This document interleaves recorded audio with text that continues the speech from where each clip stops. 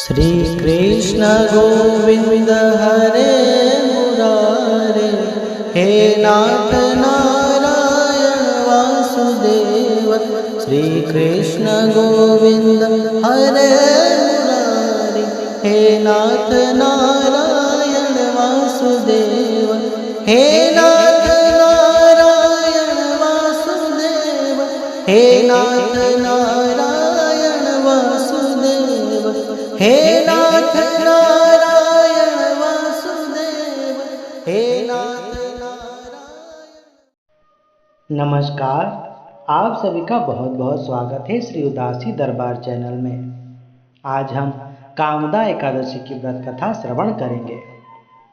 चैत्र मास की अमावस्या को हमारे भारतीय संवत्सर की अंतिम तिथि होती है और इसकी अगली प्रतिपदा को हमारा नया संवत्सर प्रारंभ हो जाता है और साथ में माँ भगवती दुर्गा के नवरात्र भी प्रारंभ हो जाते हैं।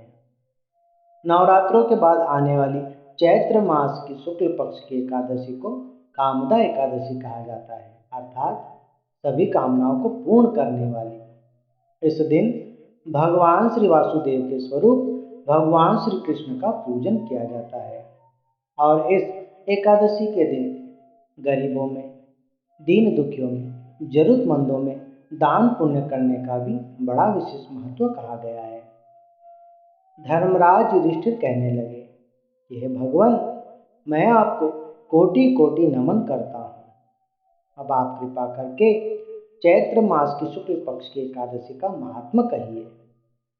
भगवान श्री कृष्ण कहने लगे, हे धर्मराज, यही प्रश्न एक समय राजा दिलीप ने श्री गुरु वशिष्ठ जी से किया था और जो समाधान उन्होंने बतलाया वह मैं तुमसे कहता हूँ, तुम ध्यान पूर्वक सुनो।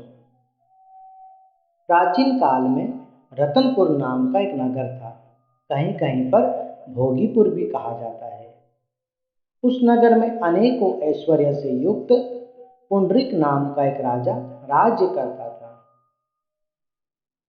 उस नगर में अनेकों अप्सराएं, किन्नर तथा गंधर्व निवास करते थे। उनमें ललित और ललिता नाम के पति पत्नी भी निवास करते थे। वे अत्यंत वैभवशाली घर में निवास करते थे। उन दोनों में अत्यंत प्रेम और स्नेह था, यहाँ तक कि अलग अलग हो जाने पर दोनों बहुत व्याकुल हो जाते थे।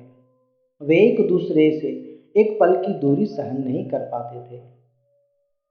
एक समय राजा पुंडरीक की सभा में अन्य सभी गंधर्व सहित ललित भी गायन कर रहे थे।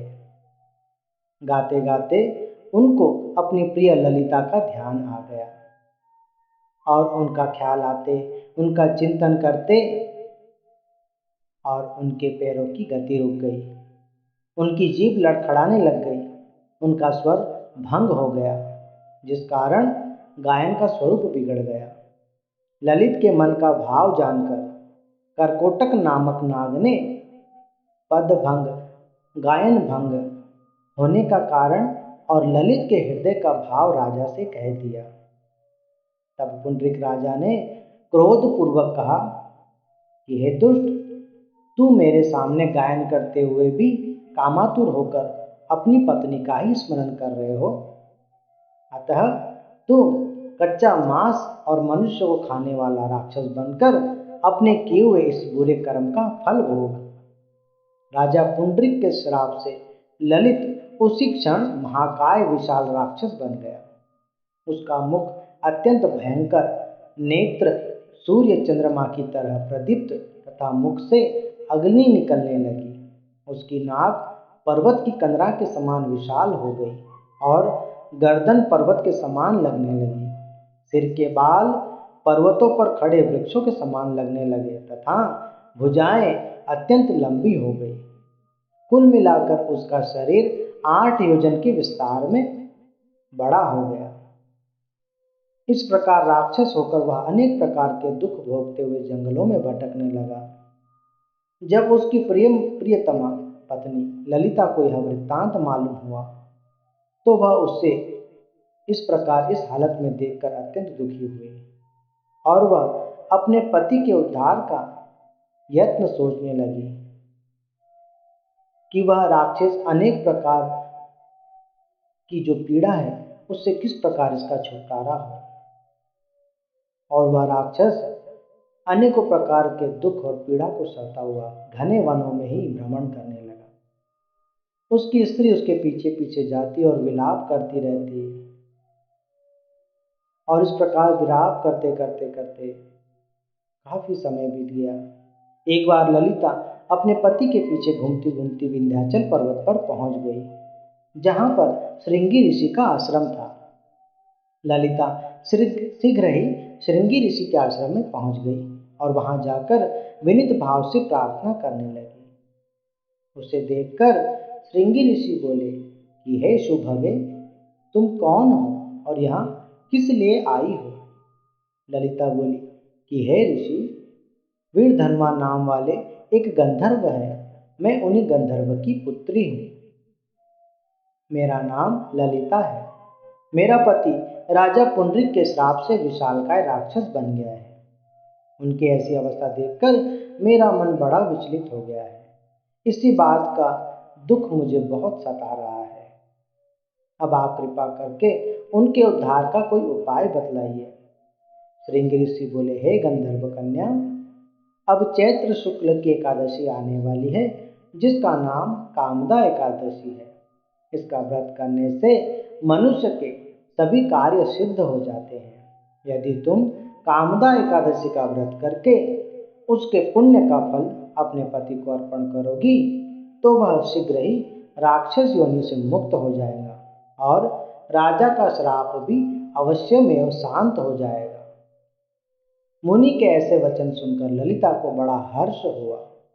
फिर ललिता ने चैत्र मास की शुक्ल पक्ष की एकादशी आने पर पूर्ण विधि विधान से भाव पूर्वक उस एकादशी का व्रत किया और द्वादशी को ब्राह्मणों के सामने अपने व्रत का फल अपने पति को देती हुई भगवान से इस प्रकार प्रार्थना करने लगी, हे प्रभु, हे दीन बंधु, हे कृपा सागर, मैंने जो यह कामदा एकादशी का व्रत किया है, इसका फल मेरे पतिदेव को प्राप्त हो जाए, जिससे वह राक्षस योनि से मुक्त हो जाए। एकादशी का फल देते ही उसका पति राक्षस योनि से मुक्त होकर अपने पुराने स्वरूप को प्राप्त हुआ। श्री वशिष्ठ जी कहने लगे, हे राजन, उसने दिव्य देह धारण कर लिया और उसका राक्षस भाव चला गया। उसने पुनः दिव्य गंधर्व देह प्राप्त कर और अनेक सुंदर सुंदर वस्त्राभूषण से युक्त होकर ललिता के साथ विहार करने लगा। वे दोनों पति पत्नी कामदा एकादशी के प्रभाव से पहले की अपेक्षा अधिक सुंदर देह धारण करके विमान पर आरूढ़ हो शोभा पाने लगे। उसके पश्चात वे दोनों स्वर्ग लोक को चले गए। वशिष्ठ मुनि कहने लगे, हे राजन, इस एकादशी व्रत को यत्न पूर्वक करना चाहिए। इस व्रत को विधि पूर्वक करने से समस्त पाप नाश हो जाते हैं तथा राक्षस आदि भयानक योनि भी छूट जाती है। संसार में इसके बराबर कोई और दूसरा व्रत नहीं है। कामदा एकादशी ब्रह्म हत्या आदि जैसे बड़े बड़े भयानक पापों तथा पिशाचत्व आदि दोषों का भी नाश करने वाली है। इस कथा के पढ़ने या श्रवण मात्र से ही वाजपेयी यज्ञ का फल प्राप्त होता है। बोलिए श्री एकादशी मैया की जय।